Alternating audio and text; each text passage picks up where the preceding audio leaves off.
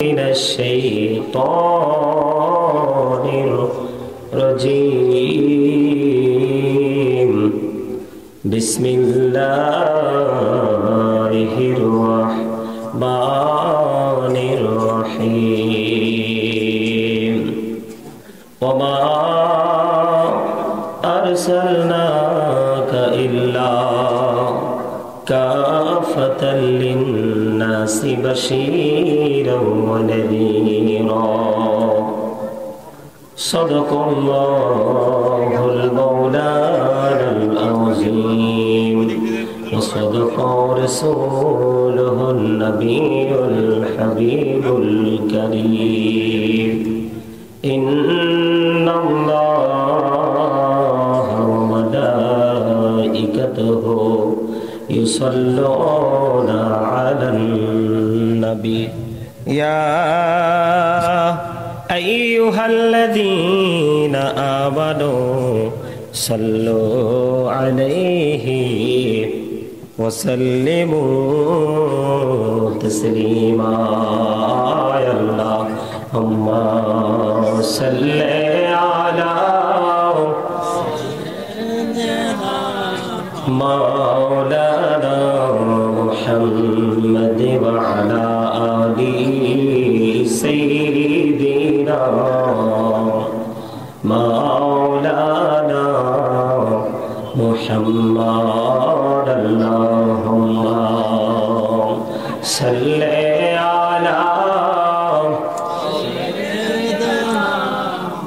مولانا محمد وعلى آله سيدنا مولانا محمد মোরা সবাই গুনাহগার গো এসেছি আপনার দরবারে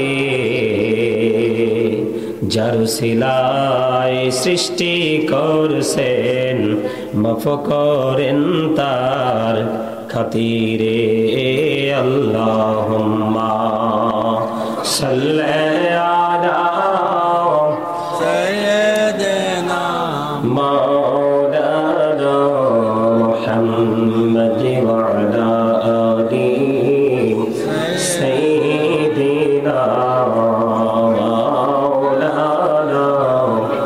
মোহাম্মদ ছেলে মাকে ভুলতে পারে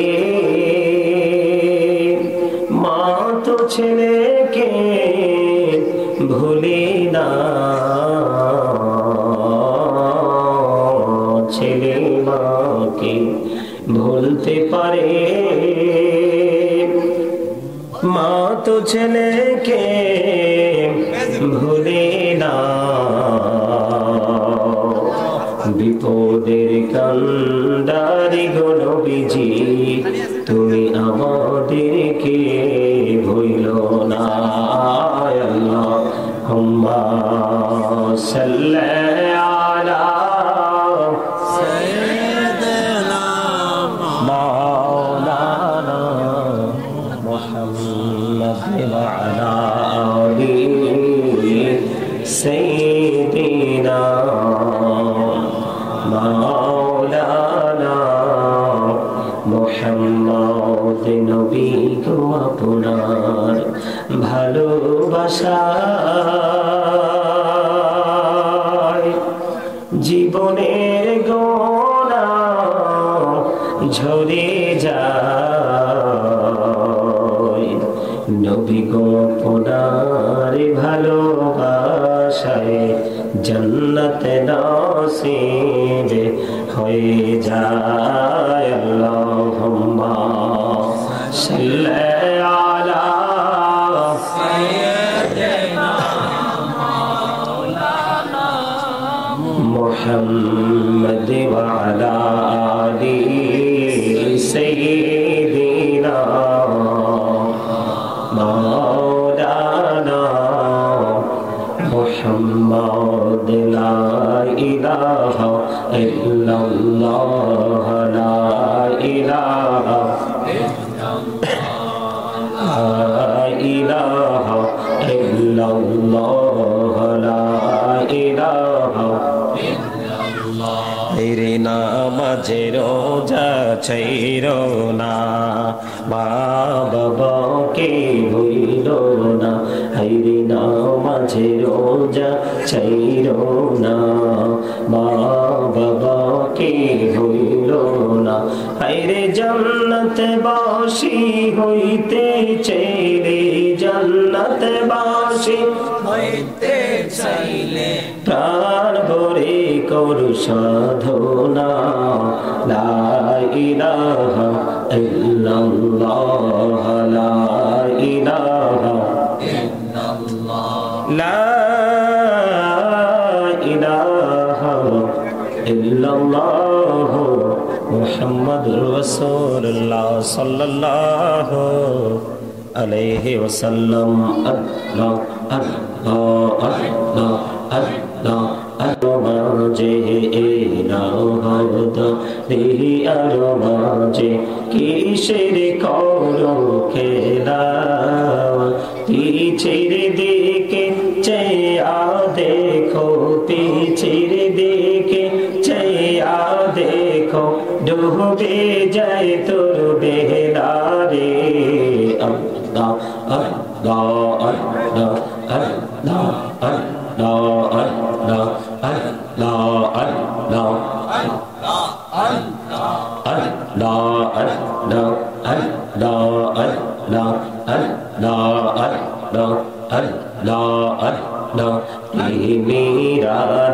ঘুরে কোনবি মেহরা যেতে যাইয়া, দয়াল প্রভু দিলেন মেরাজ, দয়াল প্রভু দিলেন মেরাজ মুমিনের লাগিয়া। আল্লাহ আল্লাহ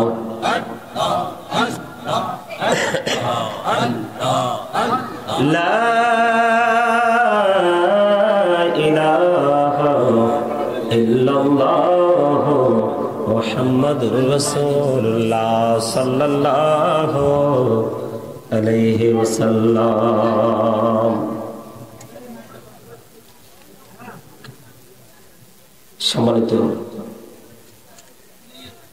সম্মানিত উপস্থিতি, আপনি আপনার জন্য যে আপনার সন্তান বিশাল এক ফাউন্ডেশন, আপনি কিন্তু সেই ফাউন্ডেশনকে, আপনার ফাউন্ডেশনকে ধ্বংস করে দিয়েছেন।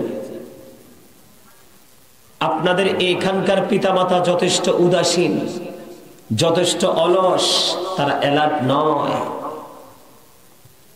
মনে রাখবেন, every parent should take care their children very carefully. প্রত্যেকটা পিতামাতার উচিত, প্রত্যেকটা পিতামাতার উচিত সন্তানের দায়িত্ব। আপনার কথা শুনবেন, আমার শুনবেন? তোমরা যুবকরা শুনবা, শুনবা? সামনে আসো। আমি অসুস্থ মানুষ, আসতাম না।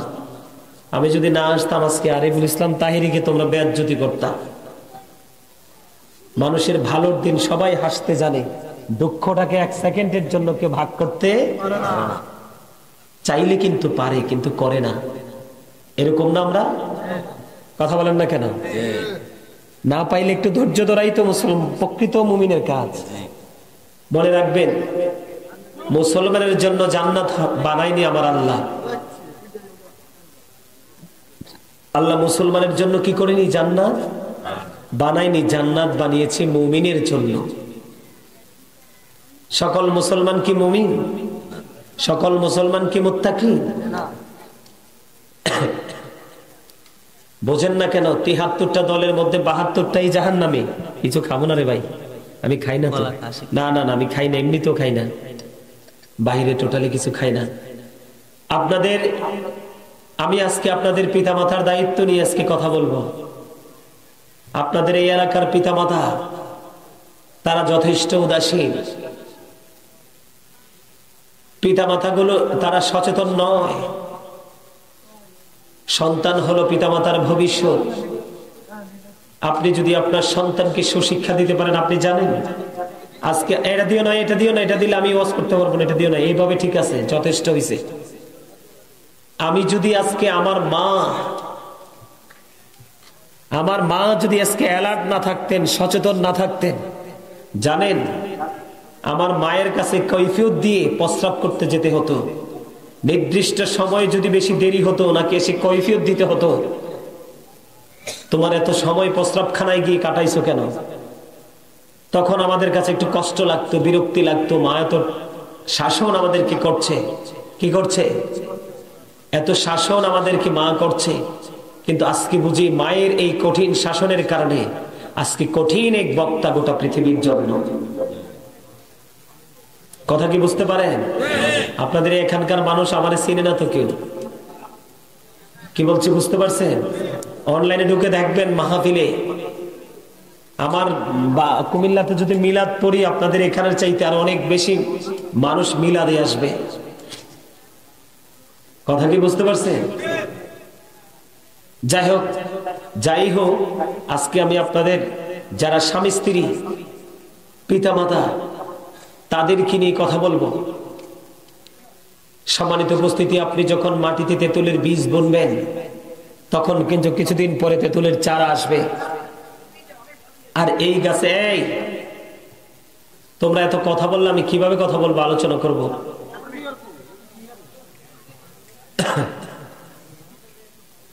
ভলান্টিয়ার, আপনি ভলান্টিয়ার খোঁজেন, ভলান্টিয়ার একটাও জাতেন না, একটাও জাতেন না। ওই যে মাদ্রাসার গেটে এসে দাঁড়া রয়েছে, আমার জীবনে কোনোদিন আমি আসি নাই। কোন মানুষ না, আমার মনে ফেত নিও নাই, আমার মনে ফেত নিও নাই রাস্তায়। আরে কোথায় যাব? পরে ওই যে ছেলে শাহাদাত, আমার ছেলে ফোন দিছে শাহাদাতকে, আরিফ শাহাদাত বলতেছে আপনি ওখানে থাকেন, আমি মোটরসাইকেলে রিসিভ করতে আসতেছি। কথা কি বুঝতে পারছেন? যাই হোক, মাহফিল কবুল হবে একটা মুমিন থাকলে। হাজার হাজার লক্ষ লক্ষ মানুষ আছে কিন্তু নবীর প্রেমিক নাই, মাহফিল কবুল হবে না। সম্মানিত উপস্থিতি, আজকের সমাজ ধ্বংসস্তূপে পরিণত হয়েছে। মুসলমানকে ফলো করার কথা বেঈমান কাফেরেরা, আর আজকে মুসলমানরা ফলো করছে বেঈমানকে। এখানে যে ছেলেরা চুল কেটে আসতে দেখেন, প্রত্যেকটা ছেলে ইহুদিদের স্টাইলে চুল কেটেছে। কোরআন এবং হাদিসের কোন আইন দিয়ে তাদের মাথার চুল কাটাকে বৈধ করার কোন সুযোগ নেই। কথা কি আমার বুঝেন? আমার কথা বুঝেন? এরা যে এই যে নিচটাকে যে আপনার একেবারে কি করে ফেললো একবারে। ওই যে একটা ছেলে গেল আপনাদের মাহফিলের আজকের ভলান্টিয়ার, স্বেচ্ছাসেবকের একজন সদস্য, একবারে পুরো মাথার গোড়াটাকে পুরো ডিজিটাল, এখন যে ব্রড গেজের যে রেল লাইন, সেই রেল লাইনের সিস্টেম। এর উপরেরটা দেখবেন, আমি ওই দিন পদ্মা সেতু পার হয়ে গত 11 তারিখে আমি মাহফিলে গিয়েছিলাম। ওখানে গিয়ে আমার কাছে মনে হয়েছে এটা বাংলাদেশ না সিঙ্গাপুর। কথা কি বুঝতে পারছেন? এই এখনকার ছেলেদের এই নিচের উপরের অংশটা হচ্ছে আপনার ওইখানকার ডিজিটাল আপনার পিচ ডালা রাস্তার মতো, আর মাথার তালুটা হচ্ছে বাবুই পাখির বাসার মতো। কারণটা কি জানেন? যখন তারা সেলুনে যায়, তখন ওখানে গেলে দেখি শুধু বেঈমান কাফের মুশরিকদের ছবি।